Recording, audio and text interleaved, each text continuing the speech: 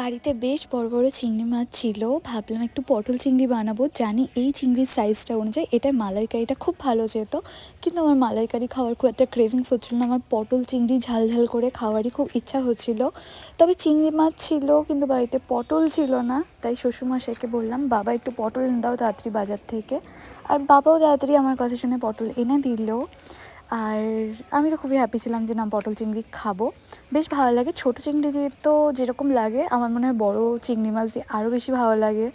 তো আলু আর পটলগুলোকে ছোটো ছোটো করে কেটে নিলাম। আর আমি যেরকম আমার মনে হয়েছে আমি সেরকমভাবেই বানিয়েছি। আমি পেঁয়াজ দিয়েছি, আদা দিয়েছি, লঙ্কা দিয়েছি, রসুন দিইনি। তো সব কিছুকে গ্রাইন্ড করে তেলের মধ্যে গোটা গরম মশলা দিয়েছি। আর আগে তো চিংড়ি মাছ, পটল, আলু এগুলোকে ভেজে তুলেই নিয়েছিলাম। তো তেলের মধ্যে গরম মশলা, গোটা গরম মশলা দিয়েছিলাম, তার সাথে তেজপাতা, শুকনো লঙ্কা ফোড়নে, আর তারপরে আমার পেস্ট করা মশলাটা দিয়ে দিয়েছিলাম। তারপরে কি ভালো মতো রসিয়ে কষিয়ে নিলাম। হ্যাঁ, টমেটোটা আমি অ্যাড করিনি, তার বদলে আমি টমেটো সস অ্যাড করেছিলাম, তাতে কালারটা একটু ভালো এসেছিলো। আর অ্যাড করেছিলাম নুন, মিষ্টি, হলুদ আর লঙ্কার গুঁড়ো। দ্যাটস ইট, হয়ে গেছে।